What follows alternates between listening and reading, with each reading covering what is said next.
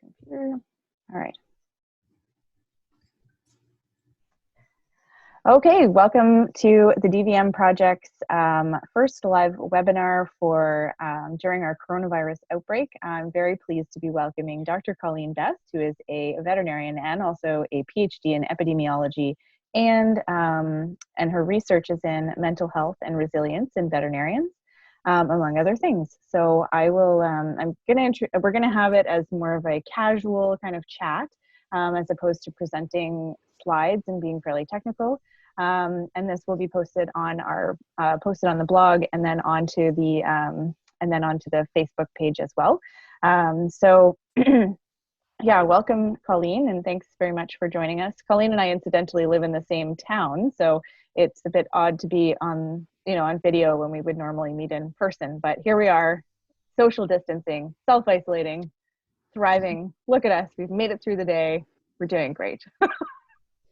If we say it, we'll believe it, right? I think that is the summary. I know, depending on when you're watching this, but it is currently like 8 o'clock on a Saturday here, and both Mel and I have little kids. So while only one of mine is asleep, I passed off the other one, and so I'm feeling a little bit proud. Today was a tough day in our house, and yes, thank you for having me. Thank you for facilitating some adult interaction and conversation where I get to be good at something.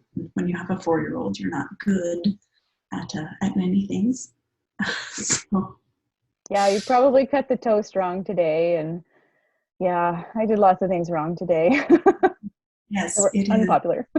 It is a startling revelation, but I think it's also wonderful, between sort of COVID and parenting and self-isolation for 2 and a 4-year-old, and some of things. It is a really great opportunity to practice all of the skills that I have, or sometimes needing to remind myself that I can, I'm the master of my own destiny, and all of those things, because it's a really hard time right now. And I don't think that is going to come as a surprise to anyone. I saw someone who's more eloquent than I am posted, a meme of someone on Twitter sort of saying, it's this constant state of feeling, like I'm underreacting and overreacting all at the same time. And maybe it's both.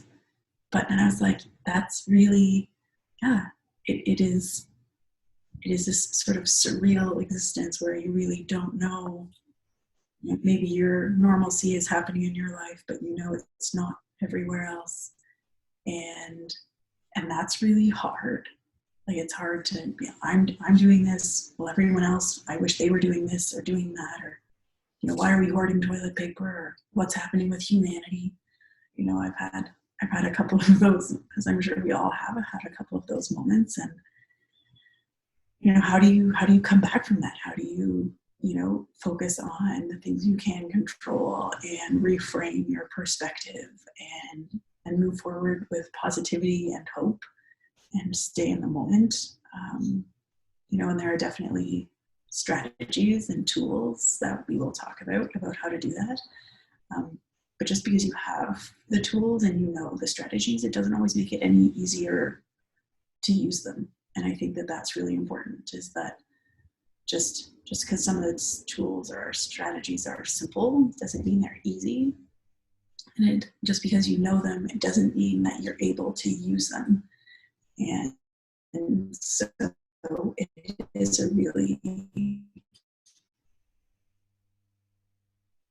it poses a lot of wonderful time to take it up, because if you aren't looking out for your own mental health and being proactive and reaching out to other people in your community, it's a tough enough time that there could probably be some spiraling down, and there's no need for that. We can all reach out and support each other. It's just figuring out the best ways of doing that.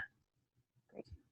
So do you have any, it's been a week now in Ontario that we've been sort of self-isolating, and really maybe a week and a half, I guess. Last Thursday our schools closed, and or announced that they were closing, and we're sort of all thrown into, oh my gosh, this is real. do you have any tips that have helped, or things that are practices that, you found that have been research-based that you would have, that you've really found that have been helpful or that have been really useful in the past week? It's interesting. I've been in the house with my husband and a 2-year-old and a 4-year-old for 9 days. I did the math. We all came home last Thursday in the middle of the day, and that was that for us. And that's things like I've decided that the preschool schedule is the one for us. So we go outside for an hour in the morning and an hour in the afternoon. And, you have to get dressed at the start of the day. And while things are more relaxed, we've tried to have some normalcy and some routines. Because when things are for me, things feel very chaotic in the world and in our environment. There isn't a lot is really meaningful. It also helps the small humans. The small humans like predictable things. And I have 2 little boys, and their energy needs to leave their bodies in a safe place. And outside is a great place for that. And going outside is something we all can do. We can all spend time in nature. Spending time in nature has repeatedly been found to be essential for mental well-being. And it can also really help you ground yourself. It gets you we all have phones, but if you put your phone away, after hopefully you've wiped it down, just a little moment, clean your phone. Being present in the physical environment. So it provides, being able to go outside nature provides a great grounding experience so we're in Ontario, Canada, so the weather is pretty variable. So is it warm? Is it sunny? Is it windy? What can you smell? What can you see? Can you hear the birds? Sometimes it's not enticing to take the dog for a walk when you're 4. So we've been doing a lot of scavenger hunts. And scavenger hunts are actually awesome adult adventures as well, because it gives you something to focus on to get you out of your head and into your environment. So we had some really fun things, like it's maple syrup seasons. We were finding maple syrup buckets. But then I also had some harder things on that. Could we find a birch tree? Turns out there's only one birch tree in my neighborhood that we walked past, and we found it right before we got back home, which was great. But again, that takes your focus, and you have to be looking into your space, being grounding adventure, as well as just getting a change of scene, right? Self-isolating and really only being in one place. Like I don't think I've driven my car, my van, mom life, but my car probably in 4 or 5 days. And that's just weird. Like it's weird for me to have been in one place for so long. So that physical, and Melanie and I were both horse veterinarians when we were in practice. And I think it came with a number of gifts, obviously, but one of them was that after a difficult interaction with a client or on a farm or with a patient, you got to drive away. You got to physically leave it behind you. Where the small animal clinics jokingly say that there's a smell. Something bad happens, there's a negative interaction with a client, a coworker, a patient, and it's like it taints the whole building for the whole day. And so I think with a lot of us being home or having changes in our work environment, everyone's really stressed. Having a change of scene can provide a much needed reset. So that's a very straightforward one that almost everybody can do right now, that comes with a husband and 2 kids and a dog and all of those things. It'll help go outside. I think even if you're working in an office building, or if you're working in a clinic, that would be super helpful. Even just to step outside at the back of the clinic, put the lab samples out. It's just it's so helpful just to be outside for just a moment.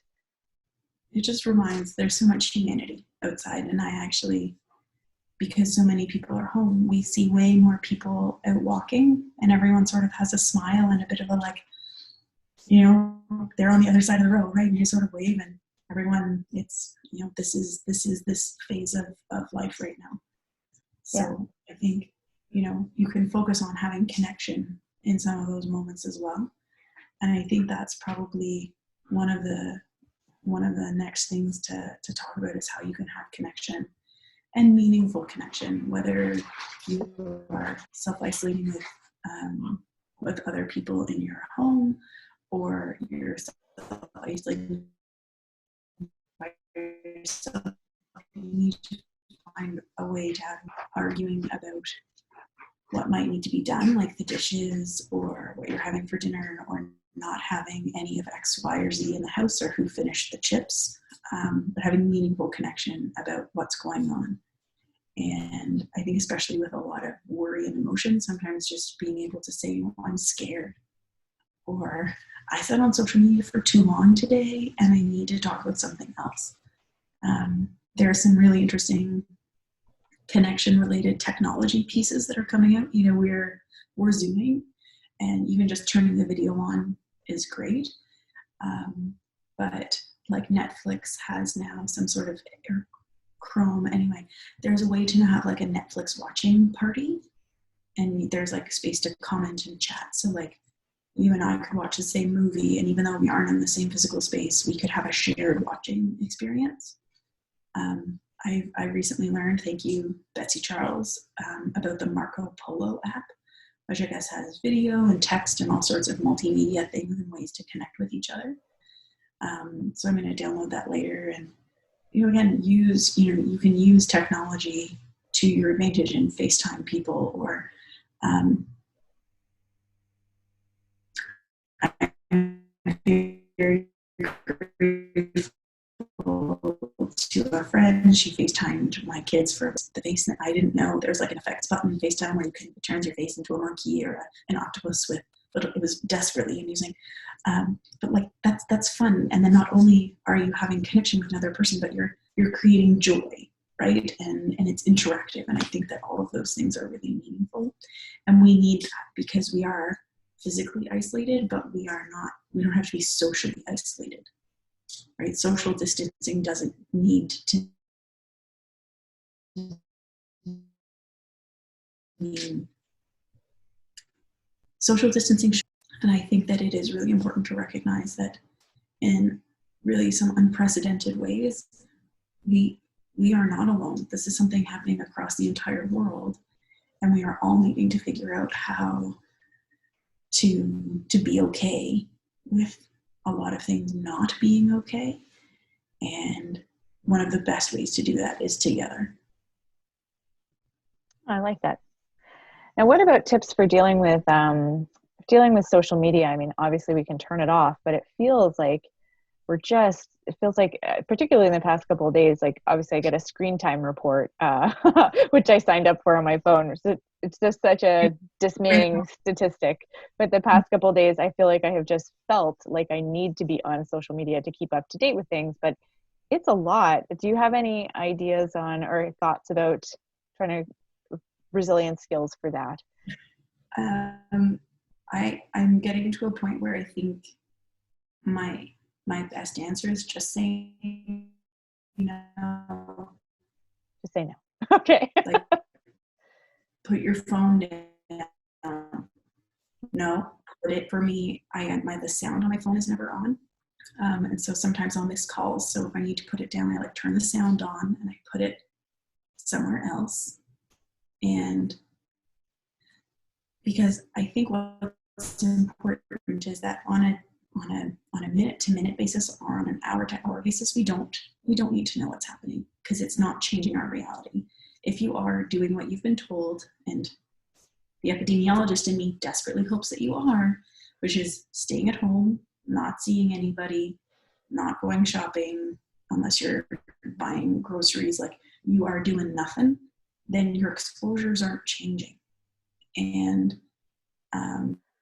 having my husband had one of his colleagues was potentially exposed, so he got an email about it. Through our alumni association, there was an event that he could have been at, luckily he wasn't, where someone has now tested positive. He got an email about it, but none of that would change our minute, and none of that comes from social media. That comes in direct mail to you. So anything that is going to be directly impacting you is very unlikely to come across to you by social media. So I think that one of the only things to do, in my opinion, is to recognize what it's doing, which is either fueling fear and concern. Like if it's keeping you up to date and that information is reassuring, then okay, that's a different thing. And social media is different for everybody. But one thing that I have become very aware of is that social media can perpetuate trauma, and it can really feed sympathetic nervous system activation. So if you're feeling nervous and stressed, and we go from our parasympathetic rest and digest into sympathetic activation, which is your fight, flight, and freeze. And okay, so like that happens in life. My 2-year-old has learned to ride his scooter. We have a very long driveway and we're adjacent to a very busy road. Cool, he rides his scooter. And then I look away, I look back and he's speeding down the driveway and he's like, and I have to run to get him. Great, my sympathetic nervous system turns on. I get a little adrenaline burst. I run down the driveway, stop him. The world is saved, wonderful. But then it needs to turn off because it turns off because he is safe and I don't need that right now. But in the context of social media, and this can happen sort of any stressor or traumatic thing, is that, okay, so I'm stressed and nervous about COVID. So as it is, my ability to flip over into sympathetic is high. And I might even be living in a little bit of a dominant sympathetic system right now because the world is really stressful. And as I go on social media, it just ramps it up. And then if I was going to come down, I go back on social media and I end up here again. And I end up here again because I find more and more worrying news. But it might not be because social media is, sort of worldwide. It might be scary news from Texas. And it might be scary news from Italy or the UK. And that's not my scary news right now. It's scary news in the world, but it and this is sort of this is where I get, it doesn't impact my health in this moment. It's good to know. For me, a certain degree of information does help me feel calm and prepared. But minute to minute, I don't need to know. Hour to hour, I don't need to know. A daily summary. And there are a bunch of news outlets that are very good at writing daily summaries at the end of the day. And those are things I would suggest that you read. I know my husband has told me because he's not really a Facebooker, but he's a Reddit and things like that. And so he's told Google to give him less COVID-related news. And I think one of the things that's happening is it's becoming all that's in our world right now. And there is something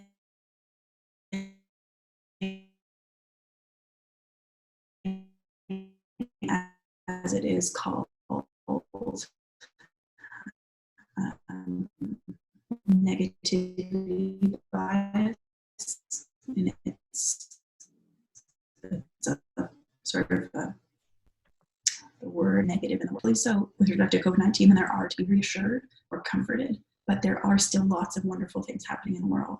And so social media can interfere with us being physically present in our space, with being grounded, with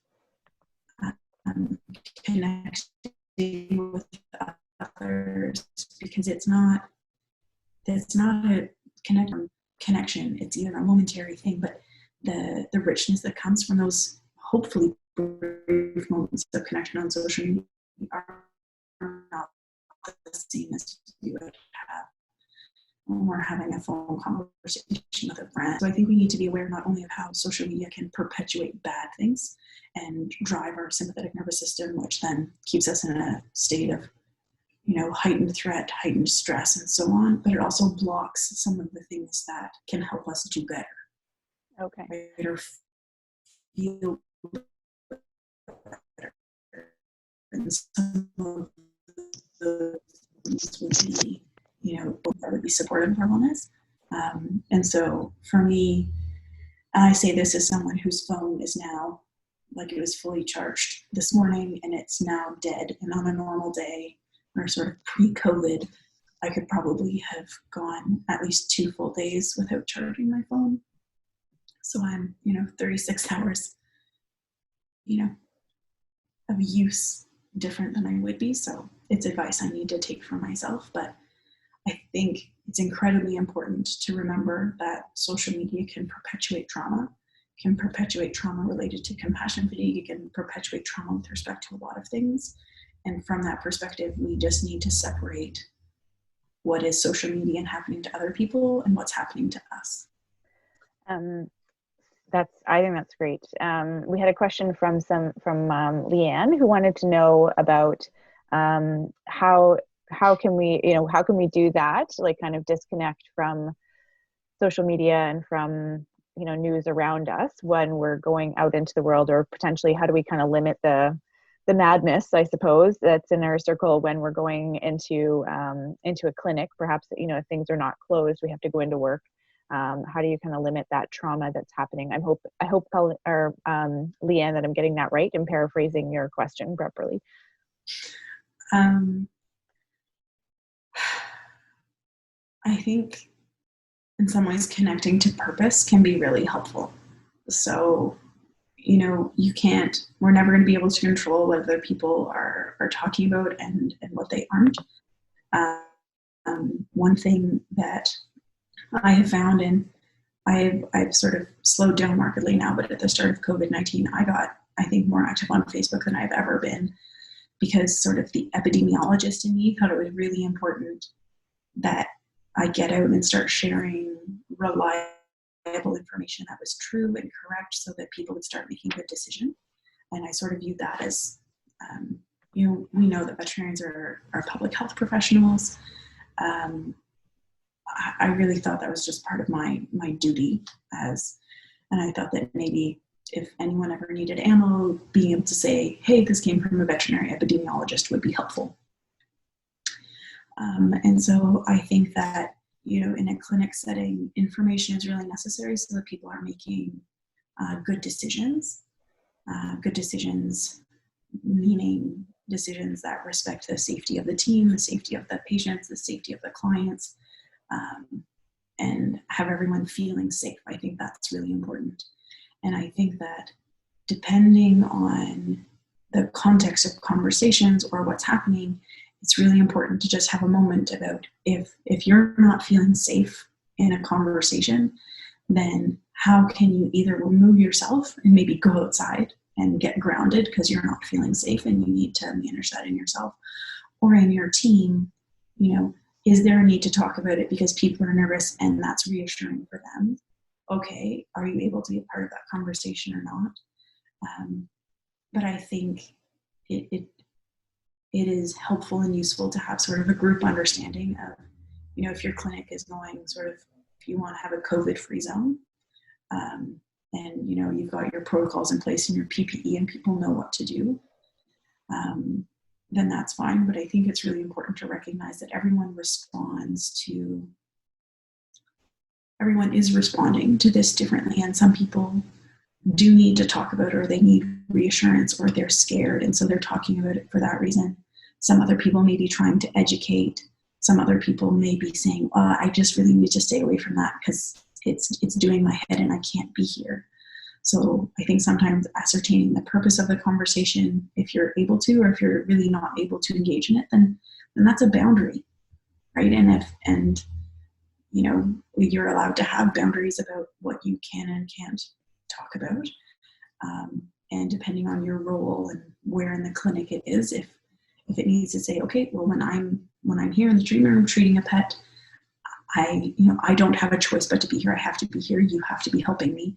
Let's talk about something else. I'm really not comfortable in this equation. And, that for me is probably about, you need to have that moment of how is this affecting me? What's going on? Figure out what your boundary is, communicate that, and then hopefully it can just be a respected situation, but also being curious about, where that conversation is coming from in the clinic or the space. And it might be that depending on the clinic, some people might not be feeling safe because the precautions might not be the same. So they might be trying to have COVID conversations because they're trying to say to whatever office managers on, this is a big deal, or I've been reading about this, and they're trying to change things. So really trying to appreciate, where is this coming from? What sort of consequences does that have, or does that not have? What's my role in this equation? Do I need to set an assertive boundary? What do I need? I think all of those. I mean, it's a lot of moving parts. And Leanne, if you type, I can see it and I can try to do better if that didn't help you. But I think that really recognizing the uniqueness of the situation and that everyone is coming from a different place. And so how do you manage that, right? You need to manage that by being curious and by being respectful. And then if you need to give yourself a moment, say, if this is what I need from me, then I need to ask for it, because no one is going to know that unless you say something. So another question related to that about kind of the big feelings that are coming up related to this outbreak. There's a lot of on social media, and then personally, I feel like a lot of people are, some people are very angry that others are not doing what they perceive as the right thing, or perhaps they feel responsible because they're, as scientists, we often feel responsible to educate others, and perhaps we're not, maybe we don't have as much influence as we would like, or we don't feel like it's our place. So do you have any ideas on maybe dealing with those feelings that come up that are sort of surprising at times, I think? So I'm a name it to tame it. So having emotional literacy is really important. So can you name what's happening? See if you can get curious about that feeling. Often we have a feeling and we instantly try to make it go away, especially if it's a negative feeling. And I say negative because feelings aren't positive or negative, they're just feelings. And sometimes they're not even, sometimes it's just a fleeting moment and we don't need to make a big thing of it, but sort of getting curious and saying, okay, like I'm feeling pretty angry. Like, where is that coming from? Doing your best to understand it. But as soon as you say, like, I'm angry, okay, you're angry. Tell me about your anger. Where is that coming from? Okay. And, is it coming from fear? Like, I'm angry at people who aren't social distancing. Why? Because I am afraid. Like, I am afraid of what's going to happen if they don't do a good job. I'm afraid for the health of my family. I'm afraid for myself. I'm afraid for our healthcare system. I'm afraid for our economy. Like, there are a lot of things to be afraid of, and that's okay. Being afraid is a really vulnerable thing. And that's uncomfortable. And so sometimes it's easier to be angry at someone else because that's an outward feeling than scared for me and the safety of my family. The Veterinary Leadership Institute is having a week of Mr. Rogers right now. And I guess Mr. Rogers has a saying, feelings are mentionable and manageable. I'm sure I've not said that quite right, but I think that's another wonderful piece is feelings are mentionable and manageable. I really love the analogy of having a feeling or going through a difficult time is like a train in a tunnel. You have to go through to get out. You have to go through it to get out of it, to be done it. And I think a lot of times when we're in the tunnel, you just start trying to hit the walls of the tunnel, trying to leave, or you try to turn around, and none of that works. You literally have to go through to get out to the other side. And so I have my own visceral experience of not understanding when people say, like, if you acknowledge it, you just let it go. Like, as soon as you can talk about it, then it will leave you. It's okay. And I get that now, and it's really hard, but sometimes you're like, yeah, I'm really angry. Or we have a lot of big feelings in my house with a 2 and a 4-year-old.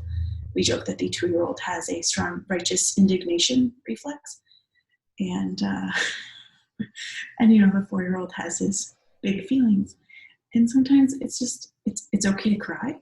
It's okay to be mad. It's not okay to say hurtful things. It's not okay to hit someone. There are guidelines around the behavior associated with those big feelings, but all feelings are okay. And that applies to grown-ups too.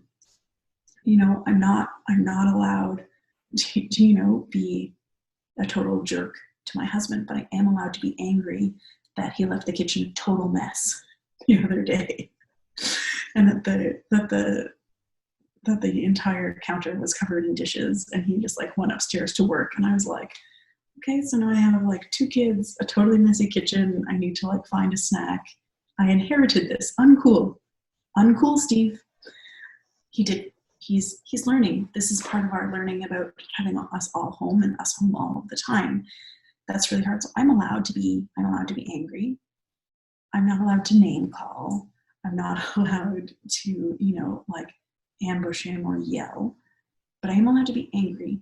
And I'm also allowed to acknowledge that some of that anger is redirected from my anger at feeling helpless, at feeling like I can't fix anything, I can't do anything. All our veterinarians are fixers, right? So I feel helpless, and I hate feeling helpless. So what can I do? I can get really particular about how things are going to be in my house. And that requires some self-awareness, and then apologies to said husband about some of that. Yeah, that's great. Yeah. With regards to this feeling of helplessness, and I bring this up because you and I have chatted about this week, about this idea of, basically this impotent worry or this impotent need to do something to help. When really there isn't a whole lot that we can do. Like, there are individual things we can do, but we are fixers, and we do like to feel like we're doing something to help in a big way, or help animals, or help people. What can you say about that topic? I'm going to talk about self-compassion is what I'm going to talk about. So self-compassion is the new self-esteem, is the new confidence, is the new self-worth. It is the new self-something. Kristen Neff has pioneered this idea, and self-compassion is where it is, which is, and it's not about being weak, and it's not about having a pity party. And I would encourage you strongly to visit her website, because she'll talk more about it. But there are 3 components to self-compassion. There's mindfulness, common humanity, and self-kindness. I really hope I've said that right. It's late in the day, folks, and I was up early with some little kids, so forgive me if I didn't. Mindfulness is about being aware of what's happening and being non-judgmental. It's about noticing. The non-judgmental piece is the incredibly important piece, right? So, I noticed this is happening. I'm not going to get really worked up about my reaction. I'm just going to say, I noticed that I feel this way. Self-kindness is treating yourself like you would treat a friend. So what would you say to a friend if they were in this situation? And then common humanity, and it's funny, I didn't think about this before I started talking about it, but we are in this wonderfully unique place where common humanity in some ways is so obvious. How many people are feeling helpless right now? How many people don't know what to do? How many people are scared? This is a really common experience. Imperfection is a fundamental trait of being a human being. As are making mistakes, as is change and struggling with change. And so, when we are embracing self-compassion and practicing self-compassion towards ourselves, some of that looks like, man, this is hard right now. And it's okay that it's hard right now. And I'm not going to beat myself up for it. I'm going to give myself a little bit of grace for snapping at my husband, for eating too many mini eggs, small windows into my life. And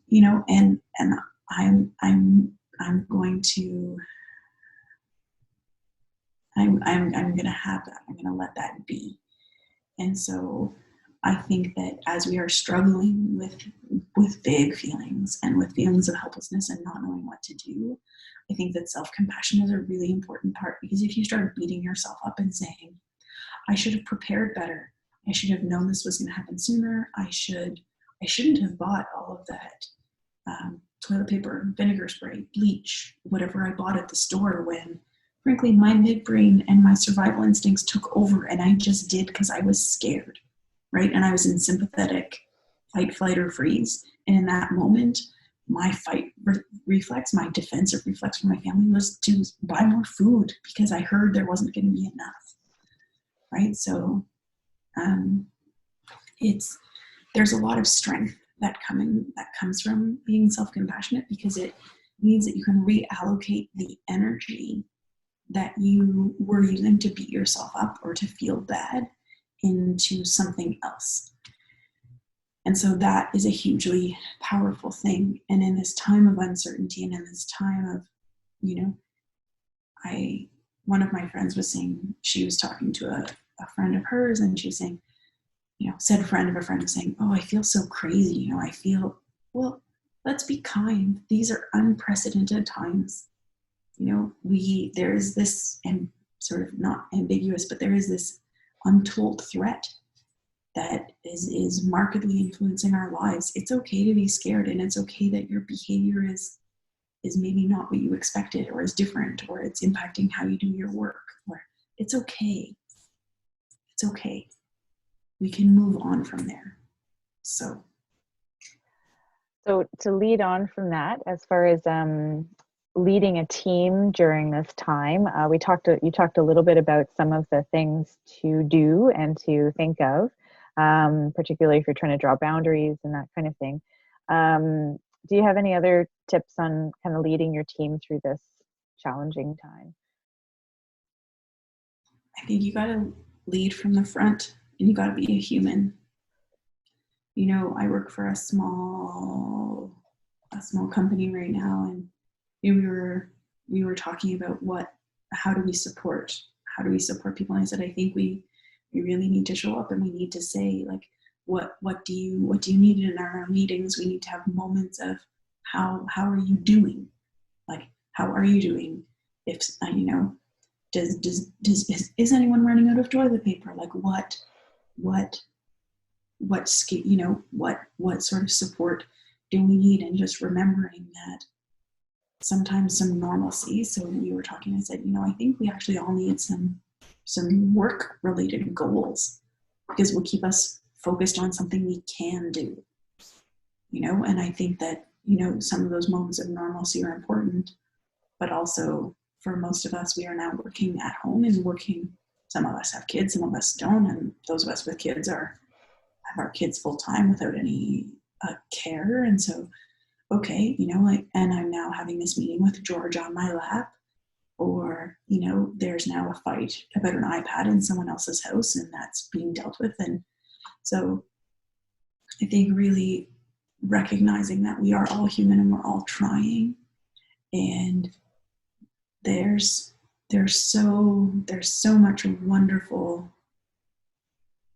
it's such a gift to ask people how they're doing, and to ask people what they need, and to ask people if they're okay, and to just give them some space and time to answer, but then also to be confident that everything is going to be okay. And I think, I shared with a group of people, I said, I told my cleaning lady not to come, but I'm still paying her, because that was what I thought was important to do, because I want her to feel secure.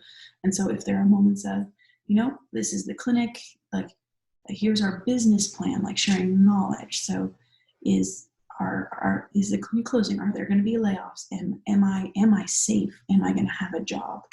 So I think it's also really important to be upfront with those conversations. And there is a lot that isn't known. So maybe you don't have those answers, but I think you have some.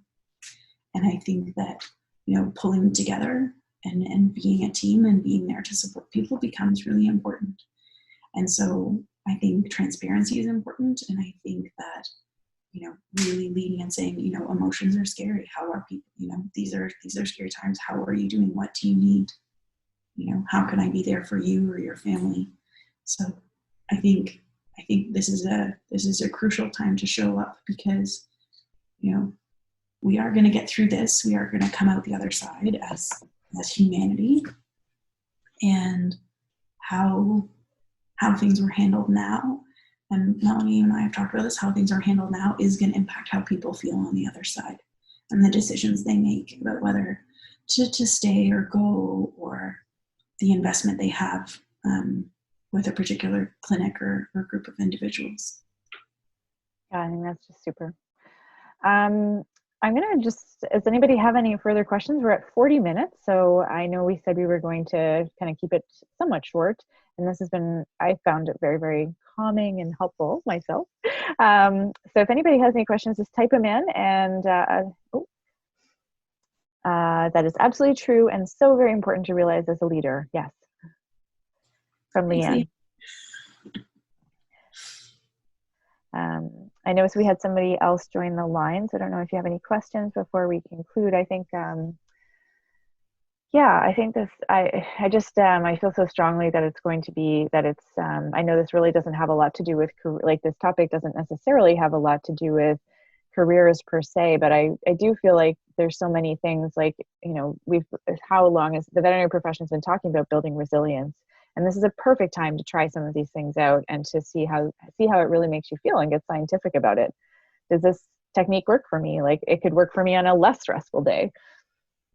I think the one thing we haven't talked about that I'm gonna just say is that gratitude is incredibly powerful. So we talked about negativity bias briefly earlier, and one of the best antidotes to negativity bias is gratitude. And there are any number of ways to practice gratitude and to throw more gratitude into your world. But gratitude is so important because it really increases the amount of positivity that you see. And so negativity bias says you see more negative, and that's evolutionary. A long time ago, if you didn't see the lion, you got eaten by the lion, and that was it. So that negativity bias helped you see the lion. Awesome, you lived, great success.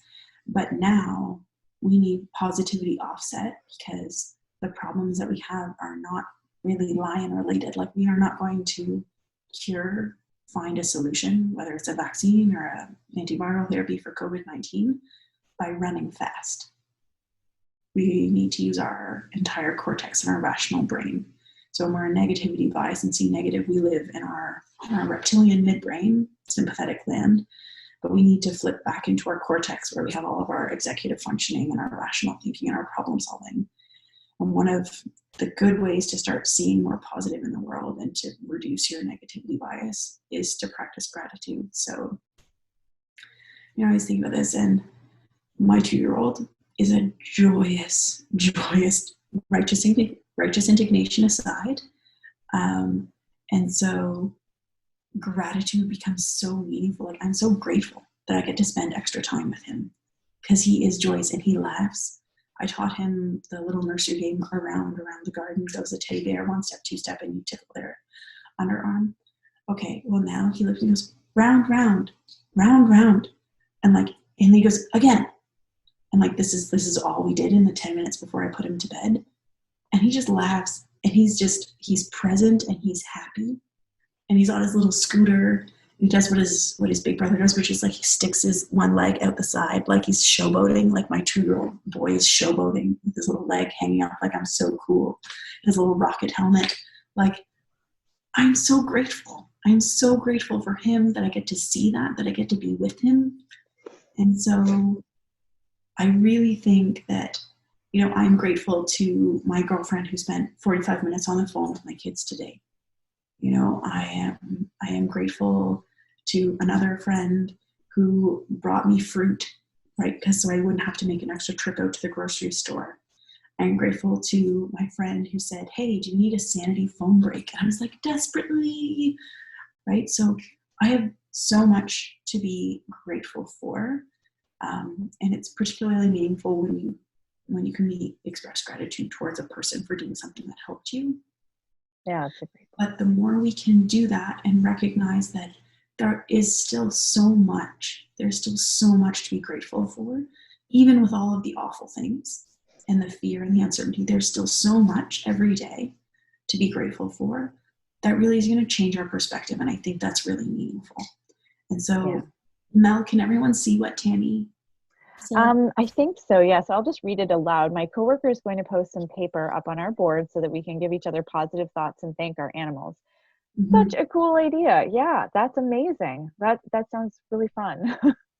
Yeah. And so I think there's tremendous power in writing things down.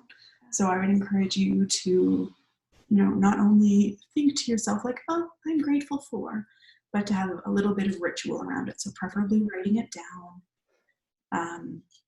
If you can share it with someone, great. Writing thank you letters is a wonderful thing.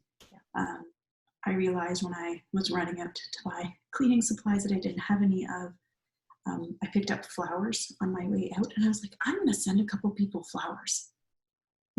There are a lot of really cool things you can do to just put some positivity out in the world and to express gratitude. And there's a great little kids book called How Full Is Your Bucket? And the premise is we all have sort of buckets, and when things are tough, they're empty, and when things are good or people are kind to us, they get full. And one of the things that they say is when you do something kind for someone else, you fill their bucket and you fill your own. It's better to give than to receive. So practicing gratitude is, I think it would be really great. I think it would really help. So. Yeah. Tammy says, I work at a research facility and know Colleen, and we're anticipating a worse week than this past. So we're going to need some positivity as we are all in this together. Yeah, totally. Oh, Tammy. I'm so glad you're here. It's funny, well before COVID-19 became a thing, I thought about mentioning to someone that was like, I'm kind of a wellness person. If you ever need anything, let me know. But you should feel free to send me an email, and I can always send some wellness resources in your direction. Great. Yeah, okay, yeah. Does anybody else have any other questions or comments that they would like to make? Or Colleen, I should have asked you the last time around if you have any other thoughts that you'd like to share. No, gratitude was really important for me to put out there, because I think when we think about all of the things we can't control, and there are really a lot right now, there are a number of things we can. We can be kind. We can be curious. We can be respectful. We can be patient. We can be caring. We can be compassionate to ourselves and others. We can be grateful. And I think like that list gets pretty long, right? That list gets pretty long. And I think it's easy for that list to feel trivial and be like, oh, great, Colleen, woohoo, I can be patient. But that's really important.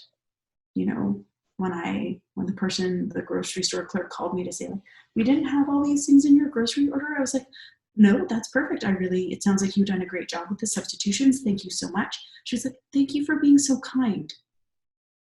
Who's not being kind right now? Right? Hey, it matters more. It matters more than you think. So there is a lot we can do and a lot we can control. And so let's try to put our energy there, because it'll make the most difference than fighting on social media about COVID-19. Silly stuff, yes. Yes. Okay, brilliant. Thank you everyone for attending, and we'll post this video as soon as we can. The other thing is that we will also, I think Colleen, you mentioned a number of links, so if I can get those from you, that would be great, and I can post them at the same time on the website. And otherwise, feel free to give Best Vet Consulting a follow. Colleen does post some pretty positive stuff, and I find it uplifting to have in my feed compared with a lot of other things in general. We try a little bit of balance, Yeah. and a little bit of humor. Never instead of social media, go watch a funny video on YouTube. Far better idea. Agree. Far better idea. Or dancing would be great. Go outside. There are an infinite. Don't read the extra article. It's not going to help you. All right. Thank you guys very, very much. And thank you, Colleen. Thank you, Mel, for having me. All right. Take care. Bye now.